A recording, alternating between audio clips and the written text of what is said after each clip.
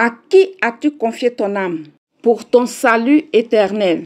Aujourd'hui, Dieu veut parler à ton cœur au travers de ce message. Prions le Seigneur. Nous te bénissons, Père, pour ta parole. Que nos cœurs soient disposés à recevoir ton message. Nous le couvrons du précieux sang de l'agneau. Au nom de Jésus-Christ, Amen. Lisons Jean chapitre 11, du verset 17 au verset 46. Jésus étant arrivé, trouva que Lazare était déjà depuis 4 jours dans le sépulcre.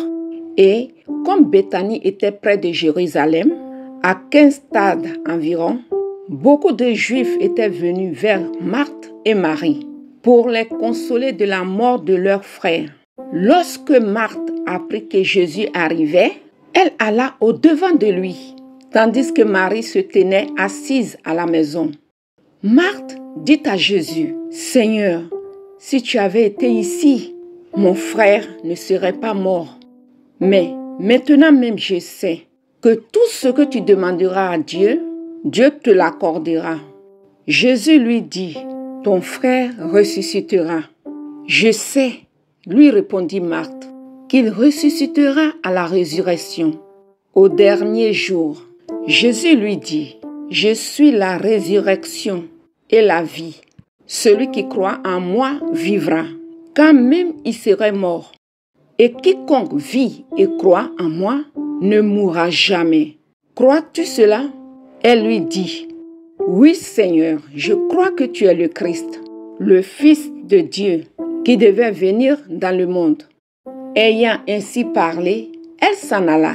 Puis elle appela secrètement Marie sa sœur et lui dit, « Le Maître est ici et il te demande. » Dès que Marie eut entendu, elle se leva promptement et alla vers lui, car Jésus n'était pas encore entré dans le village, mais il était dans le lieu où Marthe l'avait rencontré. Les Juifs qui étaient avec Marie dans la maison et qui la consolaient, l'ayant vue se lever promptement et sortir, la suivirent, disant, « Elle va au sépulcre pour y pleurer. » Lorsque Marie fut arrivée là où était Jésus et qu'elle le vit, elle tomba à ses pieds et lui dit, « Seigneur, si tu avais été ici, mon frère ne serait pas mort. » Jésus, la voyant pleurer, elle et les Juifs qui étaient venus avec elle, frémit en son esprit et fut tout ému. Et il dit, « Où l'avez-vous mis? » « Seigneur, lui répondirent-ils, « Viens et vois. » Jésus pleura. Sur quoi les Juifs dirent, « Voyez comme il aimait. » Et quelques-uns d'entre eux dirent, « Lui qui a ouvert les yeux de l'aveugle, ne pouvait-il pas faire aussi que cet homme ne meure point? » Jésus, frémissant de nouveau en lui-même, se rendit au sépulcre. C'était une grotte et une pierre était placée devant.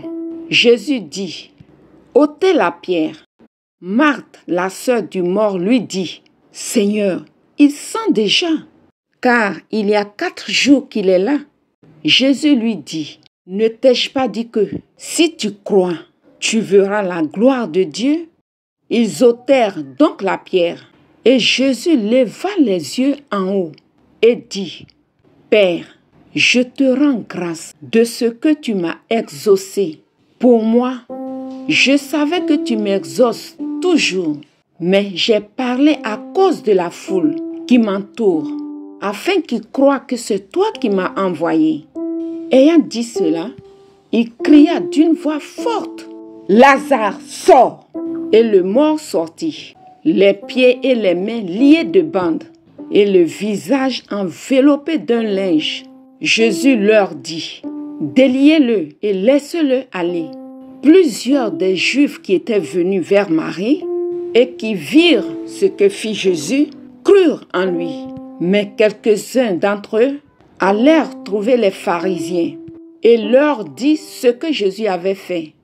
Merci Seigneur pour ta parole.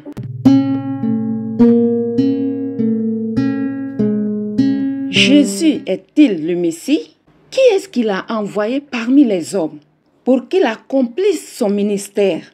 Est-il venu de lui-même ou est-ce Dieu qui l'a envoyé? Nous sommes au 11e chapitre de Jean et cela fait quelques années que Jésus œuvre parmi les Juifs. Il enseigne, il accomplit des miracles, il fait des prodiges. Son activité suscite des discussions parmi les Juifs. Certains disent qu'il vient de Dieu. D'autres, par contre, ne croient pas en lui. Jésus fait savoir à ceux qui l'entendent que Dieu est son Père et qu'il a été envoyé par lui dans le monde, afin que quiconque se confie en Jésus et lui obéit à la vie éternelle avec Dieu. C'est le témoignage que Jésus rend de lui-même. Ce qui est intéressant, c'est que Jésus ne sépare pas son témoignage de celui de Dieu. Il affirme en effet que les œuvres qu'il fait témoignent que c'est Dieu qui l'a envoyé, car il ne peut pas accomplir ses œuvres par lui-même. C'est son Père qui est en lui qui accomplit ses œuvres à travers lui. Dans Jean 11, Jésus apprend que son ami Lazare est malade. 2 jours après, il décide de se rendre chez Lazare. Lorsque Jésus arrive à Béthanie, il apprend que Lazare est dans le sépulcre depuis 4 jours. Il avait dit au départ que cette maladie n'était point à la mort, mais qu'elle était pour la gloire de Dieu, afin que le Fils de Dieu soit glorifié par elle. Et voici que Lazare est dans le sépulcre depuis 4 jours. Posons-nous donc la question, pour quelle raison Jésus s'est-il rendu à Béthanie? Il s'est rendu pour réveiller Lazare. Jésus est allé à Béthanie afin de ressusciter Lazare. Ainsi, ses disciples croiront que c'est vraiment Dieu qui l'a envoyé pour exercer son ministère. Jésus se rend donc à Béthanie en tant que la résurrection et la vie. C'est ce qu'il affirme à Marthe, la sœur de Lazare. Jésus lui dit: « Je suis la résurrection et la vie. Celui qui croit en moi vivra, quand même il serait mort. Et quiconque vit et croit en moi ne mourra jamais. Crois-tu cela ?» Elle lui dit: « Oui Seigneur, je crois que tu es le Christ, le Fils de Dieu, qui devait venir dans le monde. » Jean 11, versets 25 à 27. Par son affirmation, Jésus fait comprendre que quiconque lui confie son âme vivra éternellement. On ne confie pas son âme à une personne quelconque. Auditeur, à qui as-tu confié ton âme? Assure-toi qu'il est capable d'en prendre soin et de la préserver de la mort éternelle. Prendre soin d'une âme relève de la compétence divine. Seul Dieu peut préserver une âme de la mort éternelle. Pour que Jésus puisse confirmer qu'il est capable de sauver les âmes, il faut qu'il montre son unité avec Dieu le Père et que les hommes voient qu'il vient vraiment de Dieu. La résurrection de Lazare servira à démontrer que Jésus vient de Dieu et qu'il a le pouvoir sur la mort. Après avoir ôté la pierre et avant de ressusciter Lazare, Jésus leva les yeux en haut et dit: « Père, je te rends grâce de ce que tu m'as exaucé. Pour moi, je savais que tu m'exauces toujours, mais j'ai parlé à cause de la foule qui m'entoure, afin qu'ils croient que c'est toi qui m'as envoyé. » Ayant dit cela, il cria d'une voix forte: « Lazare, sort !» Et le mort sortit, les pieds et les mains liés de bandes, et le visage enveloppé d'un linge. Jésus leur dit: « Déliez-le et laissez-le aller. » Jean 11, versets 41 à 44. Dieu confirme ainsi que Jésus est son Messie, le Sauveur du monde, en ressuscitant un homme mort et qui était dans le sépulcre depuis 4 jours et dont le corps avait déjà commencé à se décomposer. Toutefois, Dieu ne s'arrête pas là. Des mois plus tard, quand Jésus meurt, Dieu le ressuscite pour la vie éternelle. Romains 1, verset 4. Romains 6, 9 à 10. Auditeur, à qui as-tu confié le sort de ton âme? Jésus-Christ avait dit à Marthe, la sœur de Lazare, ne t'ai-je pas dit que si tu crois, tu verras la gloire de Dieu? Jean 11, 40. Croire en Jésus-Christ veut dire que tu places ta confiance en lui pour te sauver du péché et de la mort éternelle et que tu te soumets à lui pour qu'il dirige désormais ta vie. Tu décides alors de renoncer à ta propre volonté pour obéir à la volonté de Dieu. Est-ce qu'en dehors de Jésus-Christ, on peut être sauvé et vivre éternellement? Il faut savoir que c'est Dieu qui sauve. Et pour nous sauver, Dieu nous montre le chemin à suivre. Car Dieu a tant aimé le monde qu'il a donné son Fils unique afin que quiconque croit en lui ne périsse point, mais qu'il ait la vie éternelle. Jean 3, 16. Mais Dieu prouve son amour envers nous, en ce que, lorsque nous étions encore pécheurs, Christ est mort pour nous.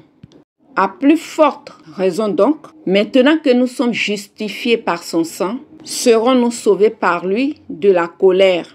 Romains 5, versets 8 à 9. Si ce message est arrivé à toi, reçois-le de tout ton cœur. Évalue ta vie et vérifie pour savoir à qui tu as confié ton âme. Réfléchis donc aux questions suivantes et lis les versets qui te seront donnés à la fin de chaque question afin de comparer tes réponses à ce que dit la Bible. 1. Comment vis-tu ta vie?